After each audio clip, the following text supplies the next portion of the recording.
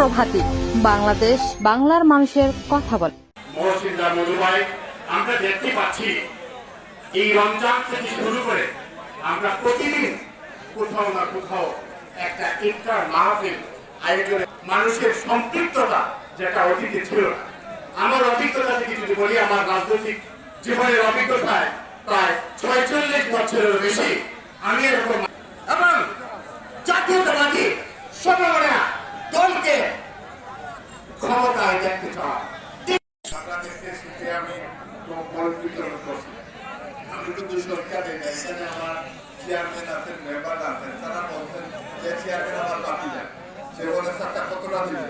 আমি বললাম যে বাবা কতটা কি হবে না, তো আমরা তো সাধারণ মানুষকে যারা সামর্থ্য নাই শিখতে সবাইকে দিতে চাই। তখন আল্লাহ জানবে তো ওভাবে কতজন সত্যিকারের মানুষ আছে।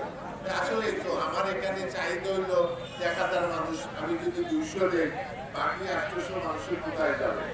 প্রত্যেকটা কাজে যেন আমাদের এইরকম লক্ষ্য হয় যে প্রতিটা মানুষের পাশে দাঁড়াইতে পারি। আমি একা পারি না, ১০ মিনিট করে গান হারিয়ে দিতে নাই না, আমরা ১০ জনের মিলি।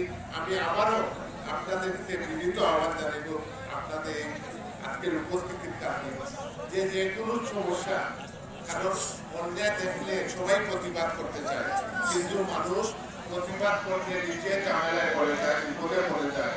আপনাদেরকে আশ্বস্ত করে দেয় প্রতিবাদ করে ইনশাআল্লাহ ঝামেলায় পড়বে না, সমস্যায় পড়বে না। আমি আপনাদের সাথে আছি এই আশ্বাস দিয়ে যে আমি আমার বক্তব্য শেষ করার আছে। আপনারা জানেন আমাদের নেত্রী বেগম খালেদা খুবই অসুস্থ। এই স্বৈরাচারী সরকার দূষণরা বিনা চিকিৎসা বিনা অপরাধে জেলে রাখতে ভালোবাসার জন্য কাজ করি, পড়াশোনার জন্য কাজ করি।